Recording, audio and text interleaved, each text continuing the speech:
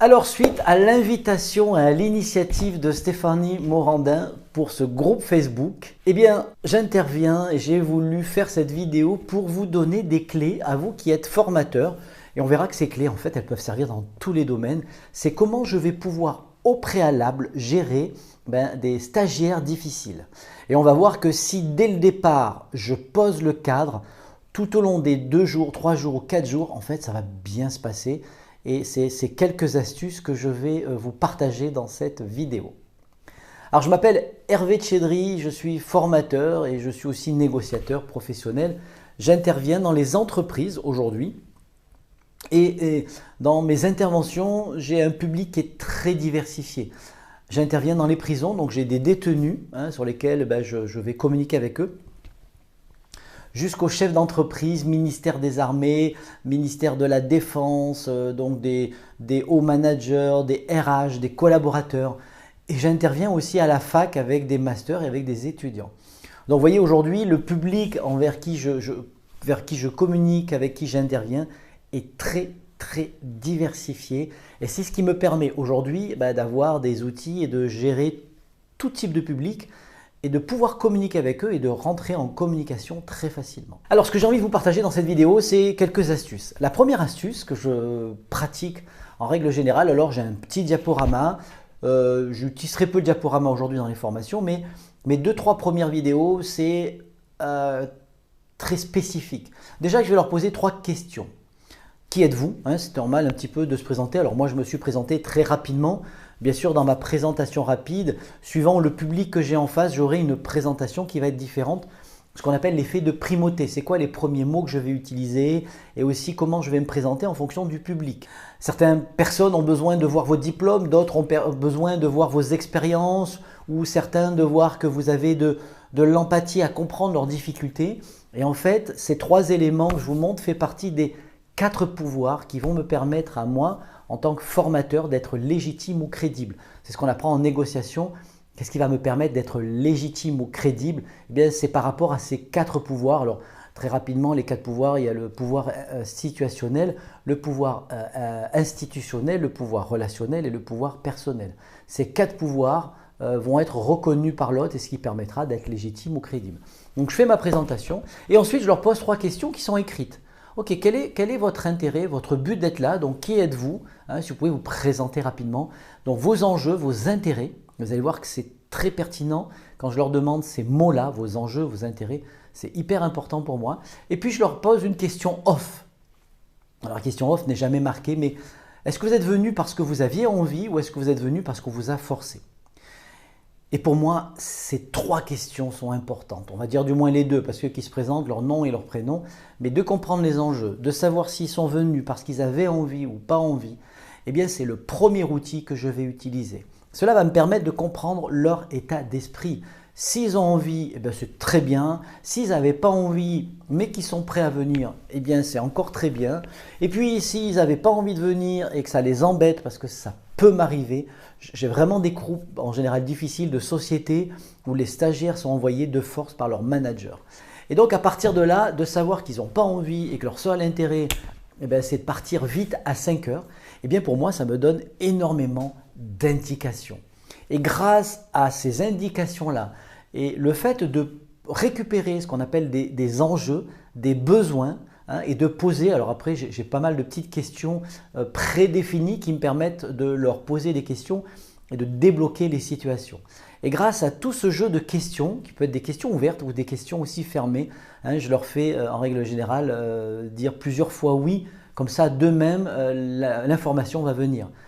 Ce qui est important, si vous voulez, c'est de comment leur faire accepter mes propositions librement avec leur système de pensée.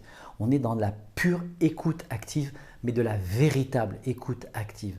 C'est tout un travail de hard skills que j'appelle, effectivement des outils techniques d'écoute pour récupérer de l'information et de comprendre qu'est-ce qui va être important pour eux. Alors une fois effectivement donc j'aurai posé les questions, je vais utiliser un autre outil que je développe de plus en plus qui s'appelle la proxémie. Alors la proxémie, pour certains, ceux qui la connaissent, ça a été développé dans les années 63 par un anthropologue qui s'appelle Edward T. Hall, qui a développé en fait toutes ces distances qui peuvent exister entre différentes personnes. Et au travers de ce tableau, je vais vous montrer comment j'effectue cette proxémie. Alors voilà, je vous ai fait une table en U, telle qu'on peut les retrouver. Maintenant, si c'est une table carrée, c'est pareil. Le principe va être de comprendre comment je fonctionne. Alors, qu'est-ce qui se passe? Effectivement, vous voyez que moi, formateur, Hervé, je vais être là. Et donc, ce qu'il faut savoir, c'est que la plupart du temps, mes formations, je suis toujours debout. Et ça, c'est la première règle. En fait, ça va permettre de montrer, si vous voulez, quand vous êtes debout, quand vous faites une animation de réunion ou de formation debout, en fait, cela va montrer votre leadership naturel. Déjà, vous allez voir tout le monde, puisque on va regarder toutes les personnes qui sont autour et pouvoir jeter un œil. Et donc, je fais ma formation debout. Par contre, au moment de poser les questions qui sont inscrites, je les ai mis sur un diaporama, donc alors avec des petites astuces que je mets, mais c'est très simple, diaporama très simple, il y a 2 diapositives. Et puis, eh bien, je leur pose la question de « Ok, donc pouvez-vous vous présenter ?» Et on va considérer que le premier qui va lever la main, ça va être B. Allez, B me dit « Moi, je veux bien commencer. » Eh bien, super, pas de problème.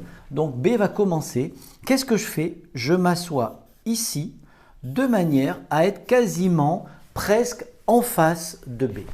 Je ne suis pas vraiment en face, mais je suis un petit peu sur le côté.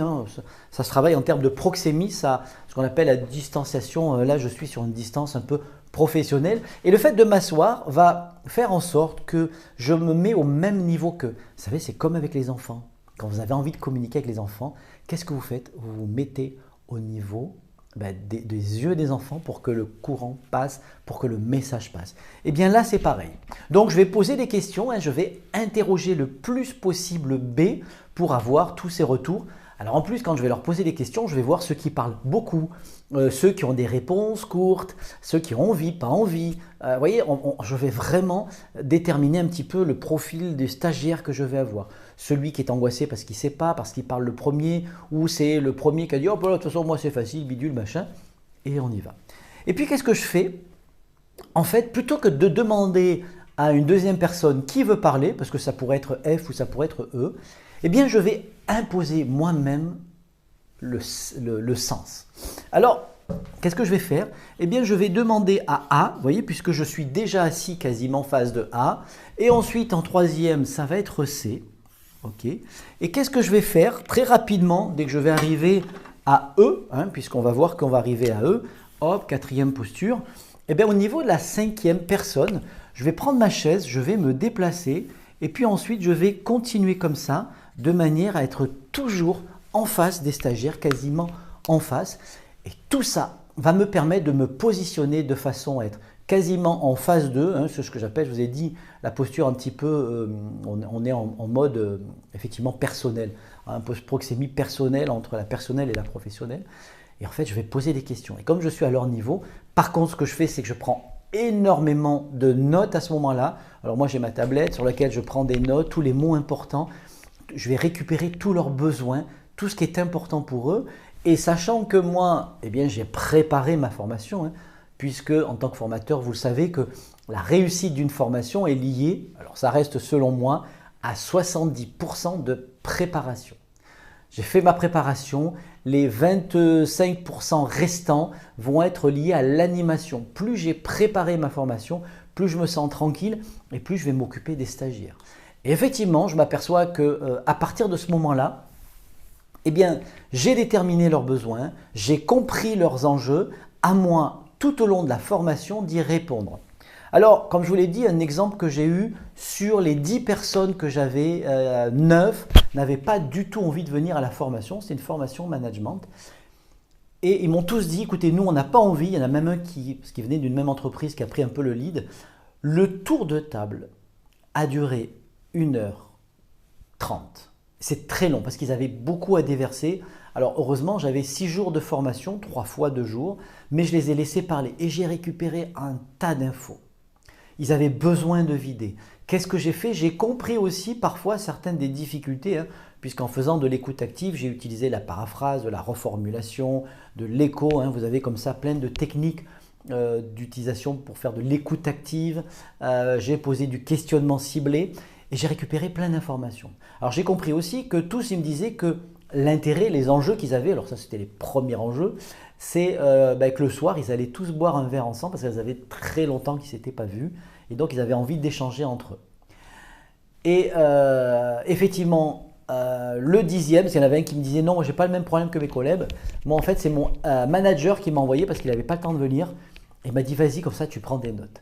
Alors je vous assure qu'au début de cette formation, je me dis waouh, on est mal barré, mais ce n'était pas grave en fait.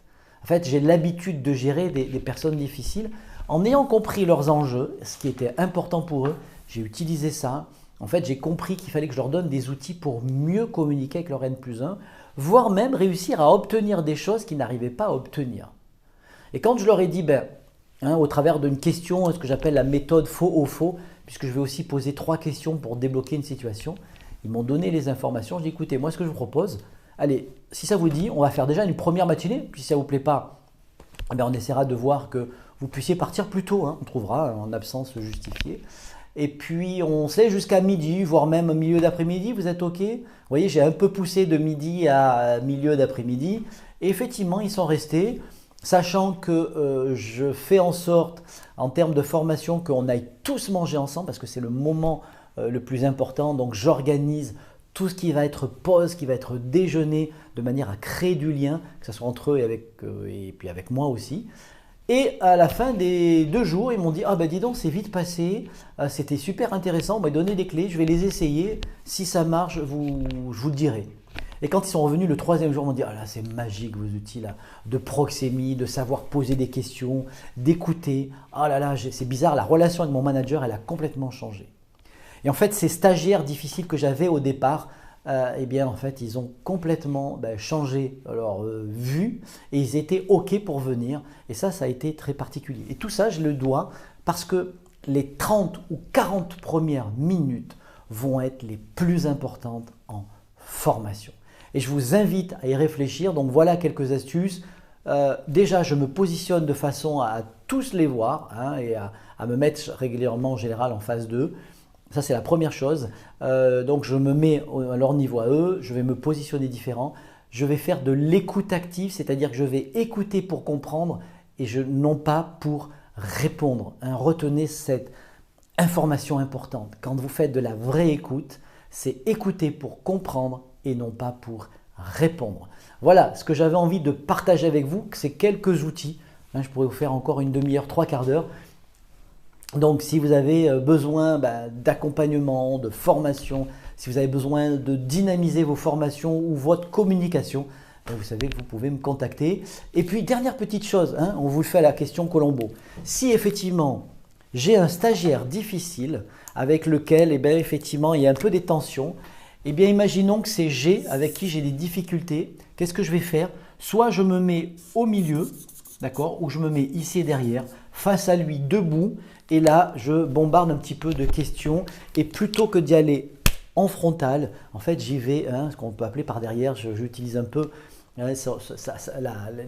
qu'on appelait en arts martiaux, en fait, sa force, je vais lui renvoyer à lui et ça marche très très bien. Des fois, ce que j'appelle, je vais au bout de leur délire, puisqu'on s'aperçoit que leur raisonnement n'est pas du tout logique. Plutôt que d'y aller contre, je vais au bout.